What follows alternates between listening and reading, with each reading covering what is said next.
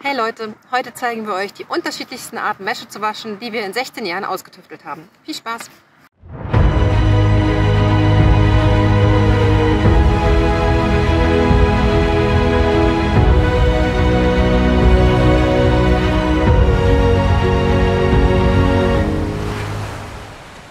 In diesem Video zeigen wir euch, wie man Wäsche rein von Hand wäscht, mit dem Waschbrett, durch Klopfen und Walken, sauber schlägt, während dem Autofahren wäscht, anschließend noch Tipps für Handwäsche und Wäsche generell, Pros von Handwäsche und Waschmaschine, unterschiedliche Waschseifen und wie man Wäsche gut trocknen kann. Jeder von uns war vor den Spirebos absolut waschmaschinentreu, bis wir unser Leben veränderten und in Togo, Westafrika, ankamen. In unseren 8 Jahren dort lebten wir fast gänzlich strom- und technikfrei. Dort fingen wir an, unsere Wäsche von Hand zu waschen. Anna und ich sind echte Vollwäscher geworden, denn jeder von uns wäscht seine eigene Wäsche, die von unseren jeweils 3 Kindern und meistens noch die von unseren Männern mit dazu. Damit waschen wir für 5 Personen von Hand. Das macht aktuell mit meiner Kleinsten von 2 Jahren rund 2 solche Eimer Wäsche am Tag. Mit der Zeit lernten wir viele Methoden kennen, unsere Wäsche sauber zu bekommen, denn es gibt echte Unterschiede, was man wäscht und wie man es wäscht. Hier zeigen wir euch einige davon. Erstens das Reiben mit der Hand. Du tunkst deine Wäsche in einen Bach oder in einen Eimer, seifst sie ein und rubbelst mit den Daumenballen darüber.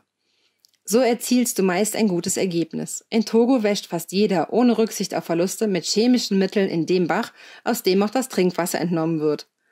Das haben wir nicht gemacht, weil uns die Folgen davon sehr bewusst waren und haben zuerst biologisch abbaubare Seife genommen und anschließend natürlich hergestellte Seife. Dazu später mehr. Zweitens, Waschen mit dem Waschbrett. Die verbesserte Methode des Handreibens. Das Waschbrett hilft dir gut, deine Kleidung sauber zu bekommen. Aber Vorsicht, Dauergerubbel macht sie auch schneller kaputt. Drittens, Waschen durch Klopfen. Hier wäscht Kulani auf unserem Segelschiff der Stahlratte seine Arbeitskleidung. Wir zeigen euch die einzelnen Schritte. Er weicht seine Hose kurz ein. Dann seift er sie ein und fängt an, die Hose auf dem Boden zu klopfen. Anschließend tunkt er sie nochmal in Wasser und wiederholt das Klopfen, denn ohne Wasser geht der Dreck nicht richtig raus. Da es ihm so nicht sauber genug wird, legt er die Hose flach auf den Boden, seift sie nochmal ein wenig ein und bearbeitet die Fasern mit einer Bürste. Auf der Vorder- und auf der Rückseite. Die Wäschebürste wird schon seit Jahrhunderten benutzt und ist ein sehr effektives Mittel, um Wäsche wirklich sauber zu bekommen.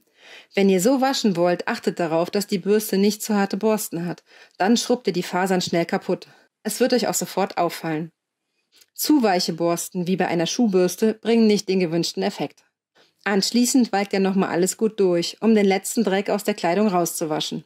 Und achtet mal drauf, wie gekonnt Kulani seine Hose über den Handballen zieht. Alternativ geht das auch auf vielen Böden oder in der Badewanne. Wenn Kleidung zum Beispiel einen Grauschleier angesetzt hat, was oft bei reiner Handwäsche mit kaltem Wasser passiert, hilft Folgendes. Nimm warmes Wasser und seife deine Kleidung gut ein. Wenn du eine Badewanne zur Hand hast, Boden geht auch, klopfe, wringe und wälze deine Kleidungsstücke gut durch und spüle immer wieder mal mit warmem Wasser nach. Du wirst dich wundern, danach sehen die Sachen oft aus wie neu. Viertens, Schlagen auf Steinen. So wird viel in Indien und Asien Wäsche gewaschen.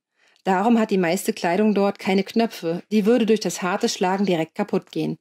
Tatsächlich funktioniert diese Methode gut, sogar ohne Seife. Nur besonders pfleglich für die Stoffe ist das nicht. Fünftens, Fasstrommel auf dem Auto. Diese Methode haben wir selber noch nicht ausprobiert, kennen sie aber aus Afrika von einigen Geländewagenreisenden. Man schnalle einfach ein Plastikfass aufs Dach, das zuvor mit Wäsche, Wasser und Seife gefüllt wurde. Hier gilt es darauf zu achten, dass genügend Raum im Fass ist, damit die Wäsche sich auch ordentlich bewegen kann. Während dem Fahren über die Schotterpiste wird die Wäsche ganz von alleine gut durchgewaschen und geschleudert. Und durch die Temperatur in Afrika wird das Wasser auch direkt gut gewärmt. Am nächsten Zielort angekommen, muss die Wäsche dann noch mit klarem Wasser ausgewaschen werden. Tipps für Handwäscher und Wäsche generell. Richtig dreckige Arbeitskleidung sollte nicht zu lange getragen werden. Der Dreck reibt an den Fasern der Kleidung und lässt sie früher kaputt gehen. Wenn du wäschst, denk auch dran, richtig auszuwaschen. Genügend klares Wasser und dann nicht bloß tunken, sondern richtig durchwalken. Ruhig auch 2-mal auswaschen, wenn es nötig ist. Denn auch Seifen und Dreckrückstände lassen deine Wäsche früher reißen. Elastisches Material tragen wir nicht gerne, denn kalt von Hand gewaschen wird jedes Top schnell Knielänge erreichen und der Ausschnitt befindet sich meist nicht mehr über dem Busen, sondern weit, weit darunter. Blut immer kalt und erstmal ohne Seife waschen. Buntstifte sind gut rauswaschbar und auch Kuli kann wieder entfernt werden, wenn man sich Mühe gibt. Große Wäschestücke wie Decken sind von Hand schwieriger zu waschen. Da ist ein Zuber oder eine größere Bütt gut geeignet oder eben eine Badewanne. Und dann sind Muckis gefragt, denn eine nasse Decke hat gut Gewicht. Einseifen und dann gut durchklopfen und walken. Beim Ausfringen ist es gut, wenn dir eine zweite Person behilflich ist. Achtung beim Wollewaschen, die geht auch bei Handwäsche ein, wenn man sie zu warm wäscht. Auf keinen Fall bring deine Wäsche zu sehr aus, damit leierst du dir alles kaputt. Wenn's krass dreckig ist, weiche die Wäsche vorher ruhig ein und lass das Wasser erstmal Vorarbeit machen. Aber Vorsicht, nicht vergessen oder zu lange im Wasser liegen lassen, sonst riecht die Wäsche schnell sehr unangenehm und der unangenehme Geruch geht auch nach einmal Wäschewaschen mit Seife nicht mehr komplett weg. Pros von Handwäsche und Waschmaschine. Pros der Waschmaschine.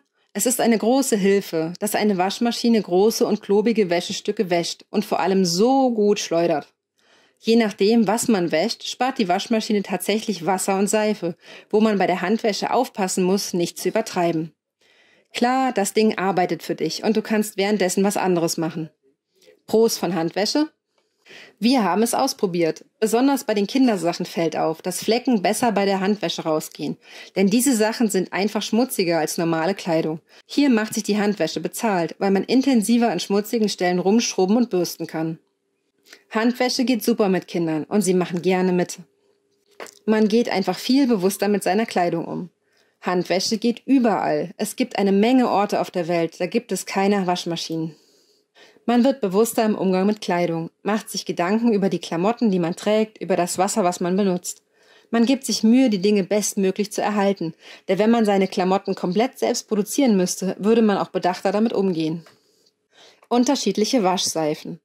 Hier nur ein Kurzüberblick, womit wir schon alles gewaschen haben. Um da ausführlicher zu werden, machen wir mal ein anderes Video.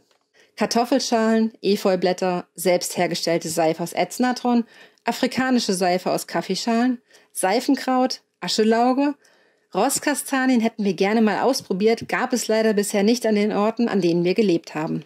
Wir haben auch schon komplett ohne Seife gewaschen, aber es entfernt nicht wirklich Dreck und bei Pipi-Sachen geht der Uringeruch auch nicht wirklich raus.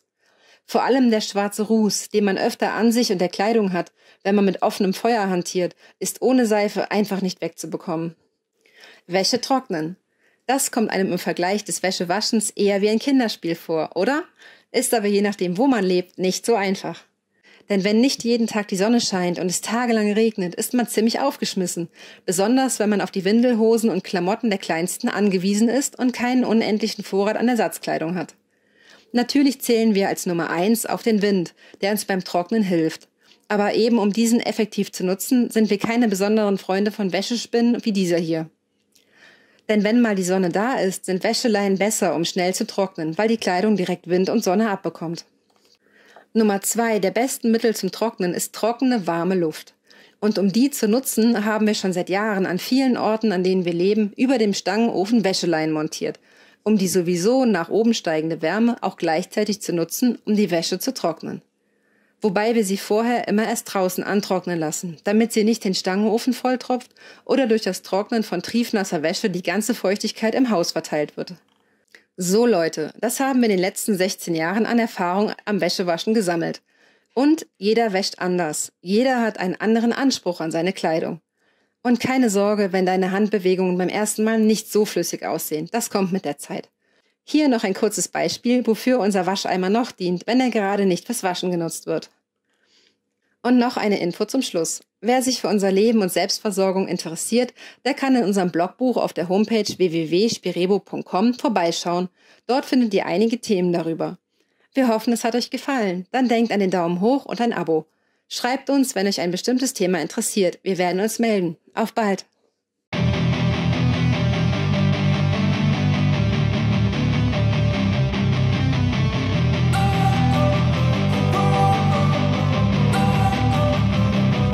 Don't wanna sleep in, cause I got something to prove. I gotta take what I hate and